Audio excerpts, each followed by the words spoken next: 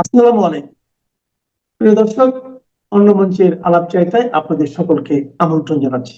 প্রিয় বন্ধুরা, প্রীতি, সালাম এবং শুভেচ্ছা নেবেন।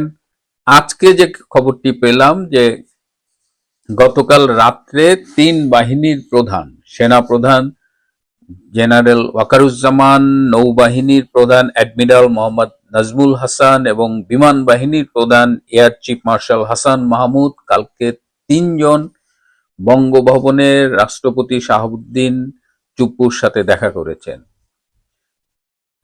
নিরাপত্তার দায়িত্বে থাকা একটি সূত্র নিশ্চিত করেছে যে তারা গিয়েছিলেন এবং তারা সচরাচর অন্যদিন যেমন থাকে তার থেকে কালকে তাদের গম্ভীর অবস্থায় দেখা গেছে। মানে দেখে মনে হচ্ছিল সামথিং সিরিয়াস। কি আলোচনা হয়েছে সেটা তিনজনের সাথে সরাসরি রাষ্ট্রপতির আলোচনা হয়েছে, কিন্তু আমার সূত্র আমাকে যেটা জানিয়েছে যে ডক্টর ইউনূস সেনাপ্রধানের বরখাস্তের জন্য রাষ্ট্রপতির কাছে যে চিঠিটি পাঠিয়েছিলেন সেই চিঠিটি এই তিনজন গিয়ে ঠেকিয়ে দিয়েছেন। অর্থাৎ এই যাত্রায় সেনাপ্রধানকে বরখাস্ত করার ডক্টর ইউনূসের যে উদ্যোগ সেটি আপাতত ব্যর্থ হলো। এর আগেও একাধিকবার ডক্টর ইউনূস চেষ্টা করেছেন ওয়াকারুজ্জামানকে এই দায়িত্ব থেকে সরিয়ে দেবার, কিন্তু এবার একটু সিরিয়াস ছিল। কারণ যেটা বলেছি যে general Waker has been already use, তার আর নতুন করে ডক্টর ইউনূসের সরকারকে দেবার কিছু নেই, এবং সে যে মোটামুটি যে এ পর্যন্ত যে বেইমানি করেছে তার শাস্তি তার আসলে এখন পাওয়ার সময় হয়ে গেছে। তো এটুকু আমি জানতে পেরেছি। আর এই বৈঠকের পরে বঙ্গভবনে সেনা প্রহরা আরো জোরদার করা হয়েছে। এর পাশাপাশি আরেকটা খবর শোনা যাচ্ছে যে সব ক্যান্টনমেন্টে সবাইকে খুব হাই অ্যালার্টে রেখেছেন সেনাপ্রধান জেনারেল ওয়াকার, এবং এটাও বলা হচ্ছে যে এমন একটা অ্যারেঞ্জমেন্ট করা হয়েছে যেন সেনাপ্রধান বলবার 10 মিনিটের সাথে সাথে ক্যান্টনমেন্টের সবাই যেন অন ডিউটিতে চলে আসতে পারে আর কি, মানে ডাকলেই যেন চলে আসতে পারে 10 মিনিটের মতো। ব্যাপারটা এরকম। আমি আমার বিভিন্ন সূত্র থেকে এটা কনফার্ম করতে পারিনি। ক্যান্টনমেন্টে এরকম ডাকলেই 10 মিনিটের মধ্যে চলে আসতে হবে, এই সোর্স মানে এই ইনফরমেশনটা আমি ভেরিফাই করতে পারিনি, কিন্তু আমাকে আমার সব সূত্রগুলোই জানিয়েছে যে something fishy is going on. পরিস্থিতি খুব একটা স্টেবল না, and this is not good. এইটুকু আমাকে বলেছে। এখন এই this is not good, something fishy going on, এগুলো তো খুব স্পেসিফিক কথাবার্তা না, এগুলো একটু ভেগ টার্ম, বাট এগুলোকে একদম ইগনোরও করা যায় না। সো ক্যান্টনমেন্টের ভেতরে একটা অস্বস্তিকর পরিস্থিতি আছে, কিন্তু একেবারে রেড অ্যালার্ট জারি করা বা 10 মিনিটের মধ্যে রেডি হয়ে নেমে পড়া এরকম কোনো ইনফরমেশন আমি অন্তত ভেরিফাই করতে পারিনি। যাই হোক, এই যাত্রায় সেনাপ্রধান রক্ষা পেলেও ভবিষ্যতে তার জন্য কি অপেক্ষা করছে আমি গতকাল যে এপিসোডটা করেছিলাম, আমি সাধারণত সব কমেন্টস তো পড়ার সময় পাই না, কিছু কমেন্টস দেখি, বাট গতকাল সেনাপ্রধানকে নিয়ে আমার দর্শকদের যে মন্তব্য, আমি আসলে খুব কষ্ট পেয়েছি। মানে সেনাপ্রধান আসলে he has lost all his credibilities to general people.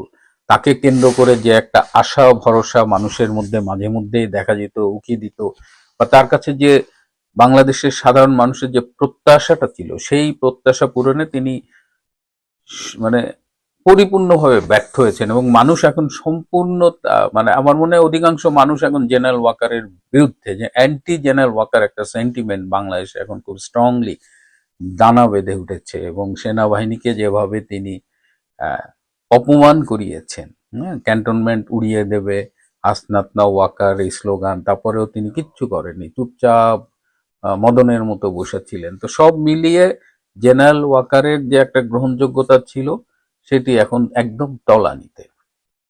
যাই হোক, দেখা যাক ডক্টর ইউনূসের সাথে তার সম্পর্ক কেমন চলে। আমরা তো আপাতত দেখছি সবকিছু, এবং যতটুকু সম্ভব হয় আপনাদের সাথে শেয়ার করব। বাংলাদেশের উপদেষ্টা প্রধান ডক্টর মোহাম্মদ ইউনূস এবার তার খায়েশ হয়েছে, তিনি নাকি পদত্যাগ করবেন। এখন তার মনে পড়েছে না, সব দল যদি আমার পাশে এসে না দাঁড়ায় তাহলে পরে আমার পক্ষে সরকার চালানো সম্ভব নয়। এতদিন পর্যন্ত কোনো দলের কথা তার মনে পড়েনি। এখন যখন বিপদে পড়েছেন, যখন দেখছেন চারদিক দিয়ে তার দিকে সমস্ত তীর ঘুরে আসছে, তখন তিনি বলে দিয়েছেন আমার পক্ষে আর সম্ভব নয়, আমি পদত্যাগ করব। আপনার দেশে একটা ভালো কথা আছে, নাটক কঙ্কর প্রিয়। তা এখনো সেই নাটক কিন্তু চলে যাচ্ছে। আপনারা সবাই বলছেন নাটক ফাটক করছে, আর লোকটা সত্যিও তো বলতে পারে। আপনারা এই যে বলে যাচ্ছেন নাটক করছে, সত্যি কথাও তো বলতে পারে। তা আপনারা বিশ্বাস করছেন না কেন? আমার এটা নিয়ে কিন্তু বড় অভিযোগ রয়েছে আপনাদের প্রতি। তো এখন আমি আছি এই দেশে, তার আপনি আছেন ওই দেশে। আপনার দেশের মানুষের রাত্রিবেলাতে সারাদিন আমায় ফোন টোন করে আমায় বিরক্ত করে। আরে ভাবুন, আমি আছি এই দেশে, আমি কি করে ওই দেশের খবর রাখবো এত? কিন্তু তারা মনে করে আমার কাছে বোধহয় সব খবর আছে, তারা জানতে চায়। এবার আপনার জন্য আমার ঘুম হারাম হয়ে গেছে। মানুষকে বোকা বানিয়ে আপনি তো ক্ষমতায় এসছেন, আপনার যিনি প্রভুরা ওখানে রয়েছেন সে প্রভুদের তো গদি ফদি উল্টে গেছে, আপনার গলায় বগলেস ফগলেস পরিয়ে রেখে দিয়েছিল। এখন তো আপনার তো মাথার ওপর থেকে সে ছাতা চলে গেছে, বলে আপনি এখন হয়ে গেছেন একলা। এখন আপনার যে সাঙ্গ পাঙ্গ যারা রয়েছে সে মানে যত চোর ছাচ্চর গুলো, এই ছাচ্চর গুলো এখন আপনাকে মানানোর জন্য আপনার যমুনাতে গিয়ে রাতভর মিটিং করছে, আপনার মান ভাঙানোর চেষ্টা করছে। মান ভাঙানো না, আপনার ভয় ভাঙানোর চেষ্টা করছে। আসলে তো আপনি তো ভয়ে আপনার শিরদাঁড়া দিয়ে এখন রক্ত স্রোত বইছে, ইমেল সাপের মতো রক্ত। তার উপর আবার কি গতকালকে আবার নরেন্দ্র মোদী বলেছেন না যে এখন আমার দেহে রক্ত বয় না, গরম সিঁদুর বয়। বাউল কি কথা! এখন এই নরেন্দ্র মোদী যদি আপনাকে না ছাড়েন তাহলে পরে আপনার কি অবস্থা হবে? আর শেখ হাসিনা তো এক হাত ধোয়ার জন্য হাত উঠিয়ে বসে আছেন তিনি, তাহলে আপনার কি অবস্থা হবে আপনি আবার চিন্তা করুন। এই সমস্ত চিন্তা যে আপনি করছেন না তা আমি বলছি না, সেটাও আপনি করছেন। আপনি যে দেশের জন্য কিছু করেননি, শুধু আখের গুছিয়েছেন আপনার নিজের জন্য, আপনার আগামী 14 প্রজন্ম যাতে বসে খায় তার জন্য আখের জায়গা গোছানো সবই আপনি গুছিয়ে নিয়েছেন।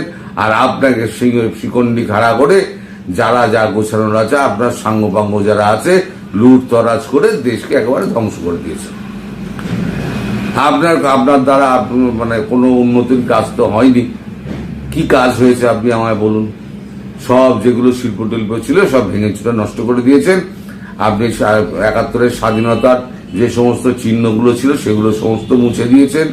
আপনার একেবারে মানে সেই ইতিহাস থেকে আরম্ভ করে সংবিধান পর্যন্ত সব কিছু আপনি উল্টে দেওয়ার চেষ্টা করেছেন। একটা দেশকে 12টা বাজানোর জন্য যা যা করার দরকার আপনি আপনার প্রভুদের আজ্ঞায় আপনি দেশটার জন্য তাই করে দিয়েছেন। দেশটাকে বিক্রি করার জন্য সব করে দিয়েছেন।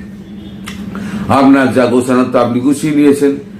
এখন আপনার বোধোদয় হয়েছে যে সব দেশের যদি সঙ্গে না থাকে তাহলে পরে আপনার পক্ষে সরকার চালানো সম্ভব হচ্ছে না। এখন আপনার প্রতি সাধারণ মানুষের যে ক্ষোভ সেটা তো প্রকাশ্যে আসছে। আপনি যমুনার ভেতরে থাকলে কি হবে? সরকারি পয়সা লেজ্জ পেয়েও সবই তো হচ্ছে। এবার সাধারণ মানুষের ক্ষোভ ভাবুন, মানে তারা এখন আমাকে লিখে জানাচ্ছে। এখন সবার নাম তো বলা যাবে না, তাহলে আপনার তো ওখানে তো দেশের অবস্থা তো ভালো নয়। এখনো তো আপনার সাঙ্গপাঙ্গরও ক্ষমতায় রয়েছে। ক্ষমতায় যেদিন থাকবে না সেদিন তাদের জামা কাপড় থাকবে না, সেটা আমিও এখনো বলি। আপনার মতো অবস্থা হবে। তা এই যে একজন আমায় লিখে পাঠিয়েছেন, যে লিখে কি পাঠিয়েছেন আপনি শুনুন, আপনার জন্য কাজে লাগবে। ইউনূসের পদত্যাগ নাটকে বিভ্রান্ত হবেন না। সকল দুর্নীতি, অপশাসন ও অপরাধ ধামাচাপা দিতেই ইউনূস ও তার সমন্বয়কদের এই নাটক। শিক্ষকদের গণহারে অপদস্থ করা হলো, তিনি পদত্যাগের কথা ভাবলেন না। মব ভায়োলেন্স করে বিচারালয়গুলো দখল করা হলো, তিনি পদত্যাগের কথাও চিন্তা করলেন না। শিল্প কারখানা বন্ধ হয়ে গেল, পদত্যাগের প্রশ্নই আসে না। মুক্তিযুদ্ধের স্মৃতিচিহ্নগুলো ধ্বংস করা হলো, পদত্যাগের চিহ্ন দেখলাম না। আইন শৃঙ্খলার চরম অবনতি হলো, পদত্যাগ নিয়ে নড়াচড়া হলো না। জাতীয় সঙ্গীতকে অবমাননা করা হলো, উনি পদত্যাগ করবেন কেন? সচিবালয়ে কচিকাচাদের বেলায় আগুন ধরলো, পদত্যাগ নিয়ে কোনো আলাপ হলো না। উপদেষ্টা সমন্বয়ক দুর্নীতি জড়িয়ে পড়লো, পদত্যাগের কোনো লক্ষণ দেখা গেল না। 5 মাসও ছাত্ররা বই পেল না, পদত্যাগ একেবারেই না। তার পদত্যাগ করার খায়েশ হয়েছে। উনি আসলে কিসের সংস্কার করতে এসেছেন, কার জন্য এসেছেন, কারা তার পাশে দাঁড়িয়ে আছে, তিনি কাদের ওই দেশ চালাতে চান, কাদের হাতে তুলে দেবেন দেশকে? এই প্রশ্নগুলোর উত্তর যদি আপনার এখনো জানা না থাকে, বেস্ট উইশেস। আগামী অনন্তকাল ধরে রাখেন ওনাকে মসনদে। নির্বাচন, গণতন্ত্র এগুলো সবই তখন অর্থহীন হয়ে যাবে। তার মানে আপনার সম্পর্কে দেশের মানুষের এই হচ্ছে ধারণা। আপনি একজন এমন দেশ নেতা, আপনার সম্পর্কে দেশের মানুষের এই সমস্ত মানে মন্তব্য বাতাসে মোবাইলে ঘুরে বেড়াচ্ছে। সেটা আপনার পক্ষে, আপনি একজন নোবেল লরিয়েট, আপনার পক্ষে কতটা সম্মানজনক সেটা একবার হিসেব করে দেখুন। তাছাড়া আপনার ওই 26 অক্ষর নামে যে ভুঁইয়া আছে না, তাদের নাম আমি আজকে প্রথম জানলাম, একেবারে টোটো জানলাম নামটা। তার নাম আসিফ মামুন সজীব ভুঁইয়া, একটা দুটো না, 26 অক্ষরের নাম। তিনি লিখছেন আওয়ামী লীগ, নর্থ মানে সেনাবাহিনী আর দিল্লি জোটভুক্ত হয়ে যে কুমির ডেকে আনছেন তা আপনাদেরই খাবে। You are not one of them, just co-opted temporarily. আমাদের না আছে মরার ভয়, না আছে হারাবার কিছু, একমাত্র আফসোস গণতান্ত্রিক রূপান্তর আর এদেশের মানুষের ভাগ্য কোনোটাই ইতিবাচক পথে যাবে না আর কি। স্বপ্ন দেখে স্বপ্ন ভঙ্গের কষ্টই বোধহয় এদেশের ভাগ্যে আছে।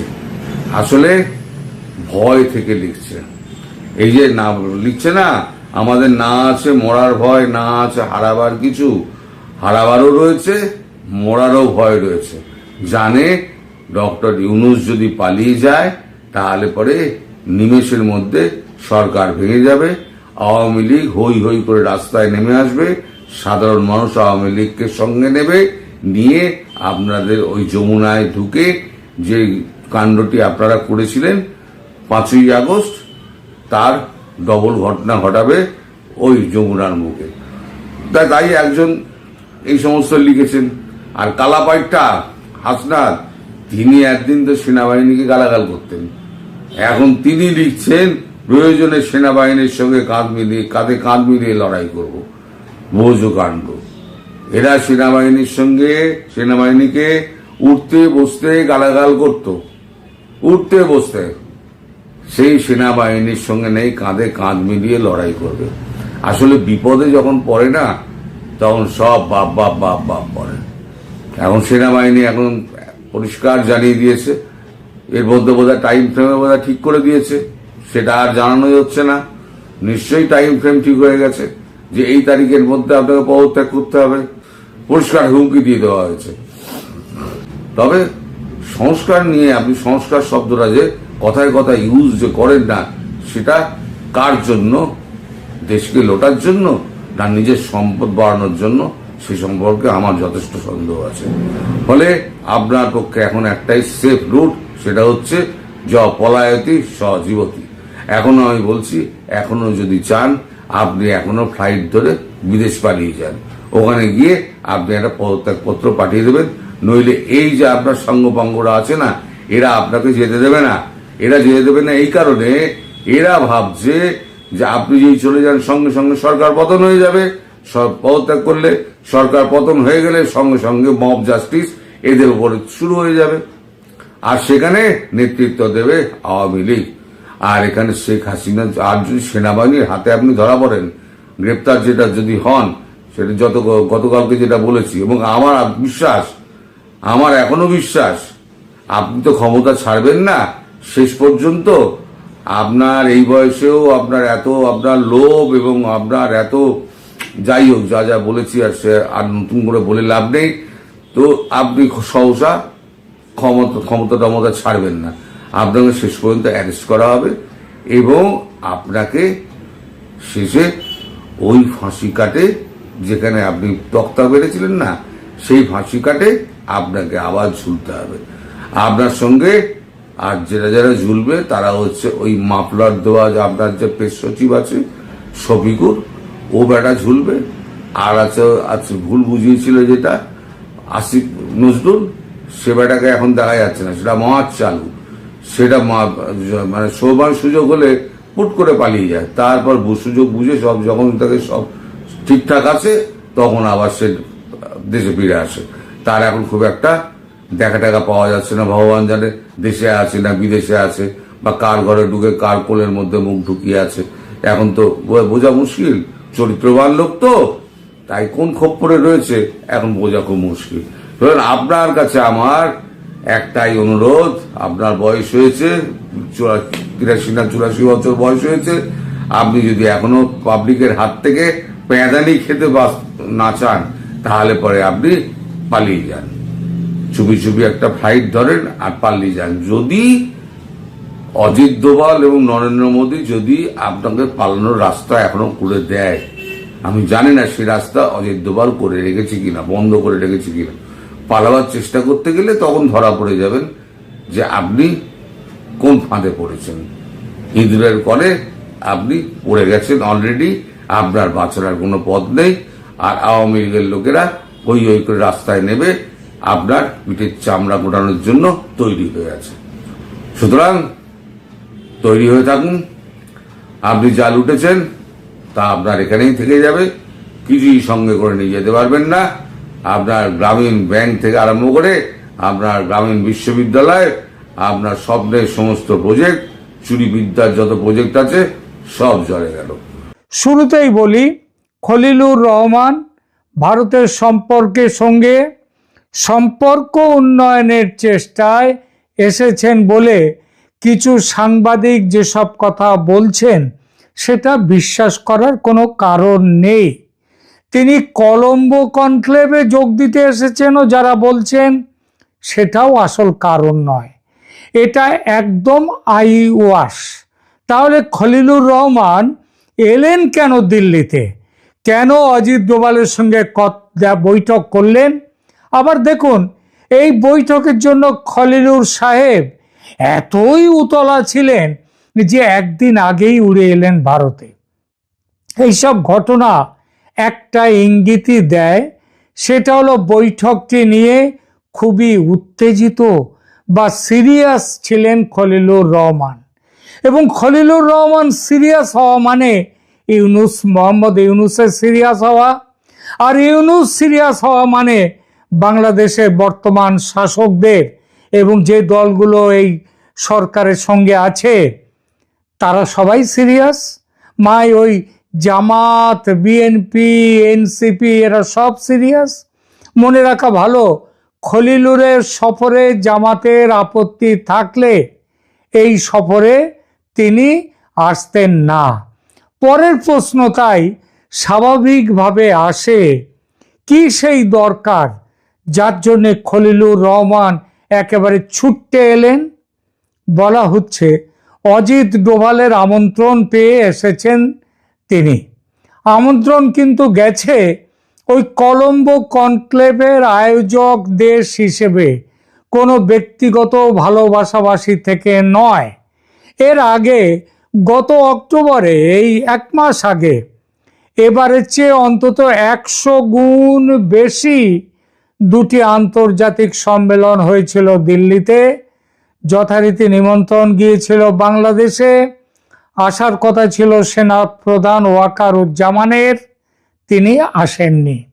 এর অর্থ খলিলুর কথা বলতে চেয়েছেন ভারতের সঙ্গে, মানে মোহাম্মদ ইউনূস সাহেব কথা বলতে চেয়েছেন ভারতের সঙ্গে, আর ভারতও চেয়েছে এই সময় কিছু কথা বলতে বা শোনাতে।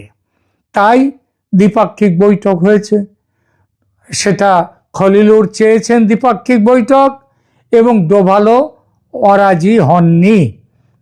ডোভাল খলিলুর রহমানের বৈঠক যে গতকাল নয় 19 তারিখে হয়েছে, সেটা আধিকারিক স্তরে বলা হয়েছে। তবে কি কথাবার্তা হয়েছে সে বিষয়ে দুই দেশের সরকারি মহল কিছু বলেনি। তবু খবর তো আর চাপা থাকে না।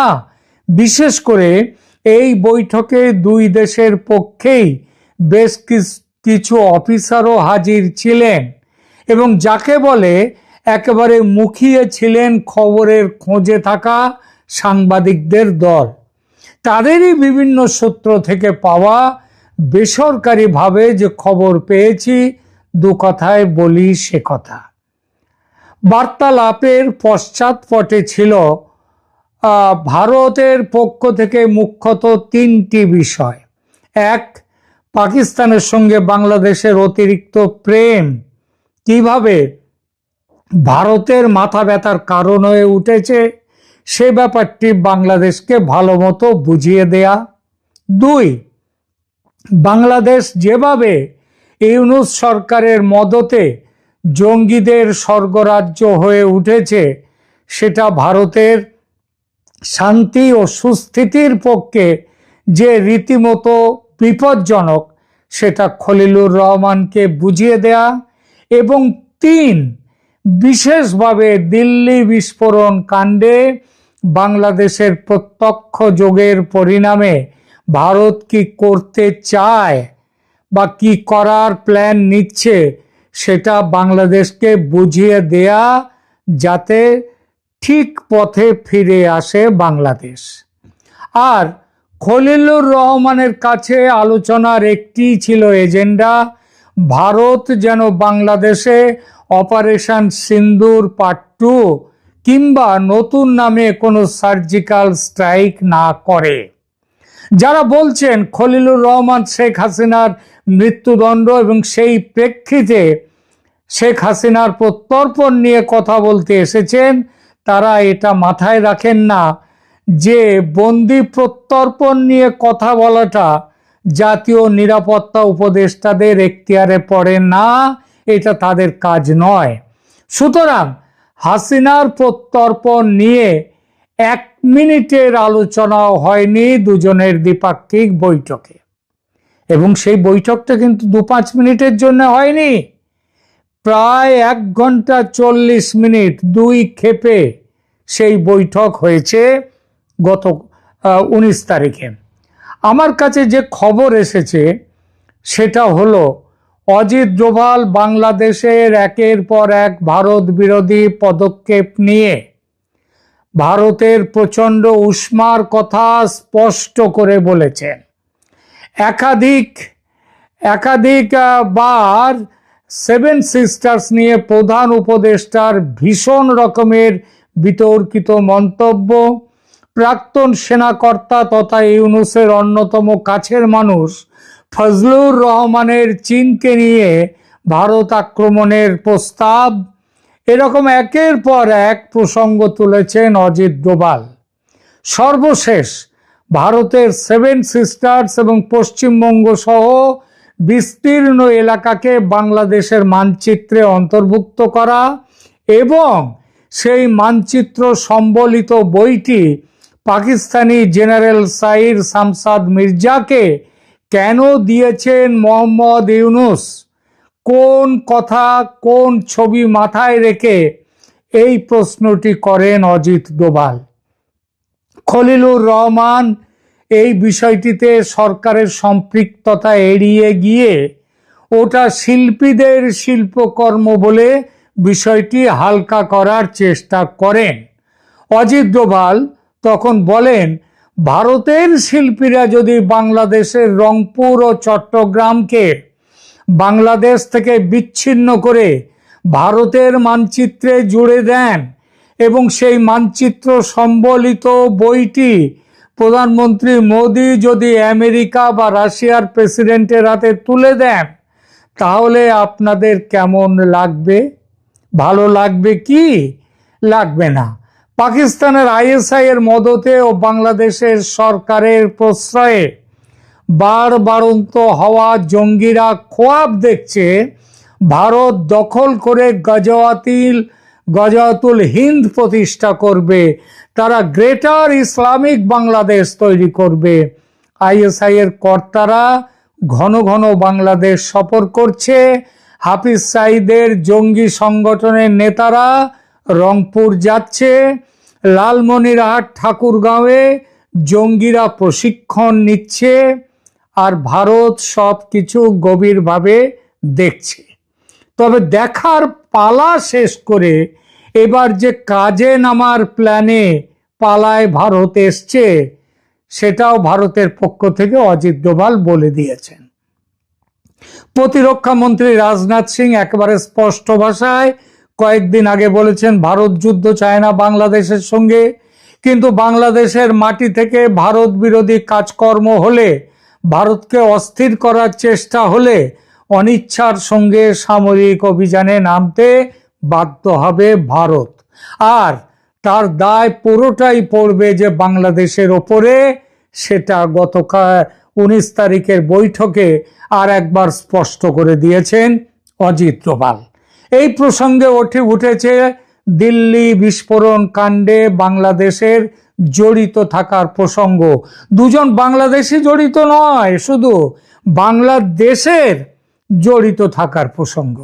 ভারতীয় গোয়েন্দারা জেনেছেন শুধু দুজন বাংলাদেশি যে বোমা বিস্ফোরণ কাণ্ডে ফ্রন্টম্যান ছিল তাই নয়, এই ষড়যন্ত্রে বাংলাদেশের সন্ত্রাসবাদীদের সঙ্গে দুজন সরকারি উচ্চপদস্থ কর্মকর্তাও ছিলেন। তাদের পুরো নাম ধাম খলিলুর রহমানকে দিয়েছেন অজিত ডোভাল। সেই সঙ্গে এটাও বলে দিয়েছেন এদের প্রত্যেককে গ্রেপ্তার করে ভারতে সন্ত্রাসবাদী হামলা চালাবার অপরাধে বিচারের জন্য ভারতীয় কর্তৃপক্ষের হাতে তুলে দিতে হবে। এই সঙ্গে অজিত ডোভাল আরও বলেছেন বাংলাদেশে যে জঙ্গি ঘাঁটিগুলো আছে সরকার যেন সেগুলো ভেঙে দেয়। এই ব্যাপারে প্রায় 50টি জঙ্গি ঘাঁটির তালিকা ও তাদের অবস্থান খলিলুর রহমান সাহেবের হাতে তুলে দেয়া হয়েছে। পাকিস্তানের সঙ্গে সম্পর্ক স্বাভাবিক করা বাংলাদেশের অধিকার, সার্বভৌম অধিকার, কিন্তু সম্পর্ক স্বাভাবিক করার আড়ালে ভারতকে অস্থির করার চেষ্টা হলে ভারত যে সেটা চুপ করে দেখবে না, সেটাও জানিয়ে দিয়েছেন অজিত ডোভাল।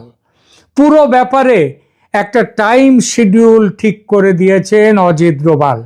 শুনতে পাচ্ছি আগামী 15 দিনের মধ্যে, কেউ কেউ বলছেন নাকি 20 দিনের মধ্যে, যাই হোক 15 বা 20 যাই হোক, বাংলাদেশ থেকে সদর্থক জবাব না পেলে সামরিক অভিযানে নামতে বাধ্য হবে ভারত। সেই অভিযান সার্জিক্যাল স্ট্রাইকের চেয়ে কিছুটা বেশি হবে বলে মনে করছেন বিশেষজ্ঞরা। কেমন হবে সেই অভিযান? প্রথমত জঙ্গি ঘাঁটি গুড়িয়ে দিতে সার্জিক্যাল স্ট্রাইক, এবং once for all Siliguri corridor বা চিকেন স্নেক এই সুযোগে চিরদিনের মতো চওড়া করে নেয়া, মানে সেটা করতে গেলে পুরো রংপুর ডিভিশনকে ভারতে যুক্ত করে নেয়া। শুধু রংপুর নয়, আবার ওদিকে ভারতের বলছে 7 সিস্টার্স, আমাদের ইউনুস সাহেব বলেছেন 7 সিস্টার্স হচ্ছে ল্যান্ডলকড, আর তিনি হচ্ছেন মানে বাংলাদেশ হচ্ছেন সমুদ্র গার্ডিয়ান অব দ্য ওশান। সুতরাং ত্রিপুরা থেকে সিধা সমুদ্রে যাওয়ার দূরত্ব মাত্র 28 কিলোমিটারের মতো। এই জায়গাটা ওই নদীর ব্রিজটা, ফেনীর ব্রিজটা নিয়ে নিতে পারলে, এটা নিয়ে নিলে 7 সিস্টার্স সমুদ্রের সঙ্গে যুক্ত হবে, আর চট্টগ্রাম চলে যাবে বাংলাদেশ থেকে। আর বাংলাদেশ 3 দিক নয়, তখন 4 দিক দিয়ে ঘেরাবন্দি হবে ভারতের কাছে। এই খবর শেখ হাসিনার কানে যে পৌঁছয়নি তা নয়, তিনি আপ্রাণ চেষ্টা চালাচ্ছেন বাংলাদেশকে অক্ষত অবিভক্ত রাখতে, কারণ তিনিও তো এটা মানতে পারেন না। কিন্তু তার তো আবার ফাঁসির আদেশ হয়ে গেছে। ভারতকে ঠেকাবার ক্ষমতাই যে তার হাতে নেই। খলিলুর রহমান দেশে ফিরবার পর ইউনূসকে সব বলবেন, তবে মাঝখানে মাত্র 15 কিংবা 20 দিন, তার মধ্যে বাংলা সরকারকে ঠিক করতে হবে তারা দেশকে অখণ্ড রাখতে চায় নাকি বেশ কয়েকটা ভাগে ভাগ করতে চায়। ভারতের বেঁধে দেয়া টাইম বোমা কিন্তু টিক টিক টিক টিক করে চলছে। এখন সিদ্ধান্ত বাংলাদেশের, বাঁচতে চায় না মরতে চায়।